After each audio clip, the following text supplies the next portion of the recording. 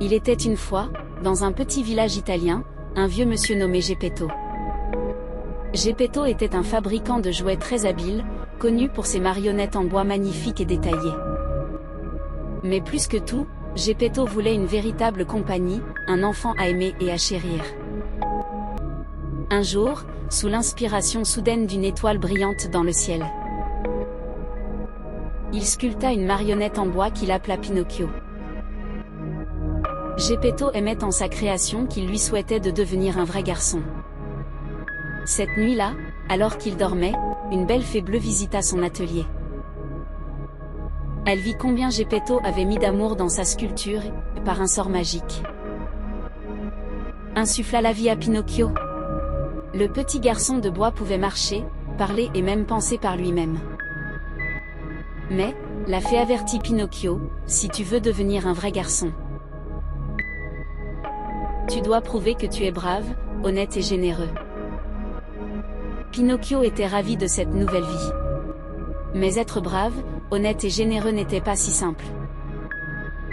En chemin vers l'école, il fut distrait par mille et une aventures. Avec sa curiosité insatiable, il rencontra des personnages toujours plus intrigants. Avec sa curiosité insatiable, il rencontra des personnages toujours plus intrigants. Comme le rusé renard et le chat malicieux qui le trompèrent, ou Stromboli, le marionnettiste avide qui tenta de l'enfermer.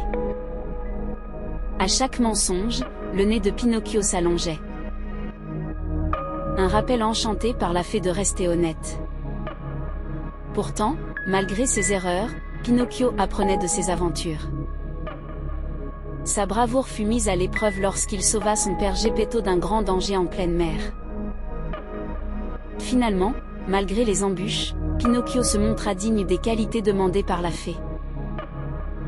Constatant son courage et sa transformation, la fée réalisa le vœu le plus cher de Geppetto. Pinocchio devint un vrai garçon, entièrement fait de chair et de sang, prêt à vivre de nouvelles aventures avec son père bien-aimé.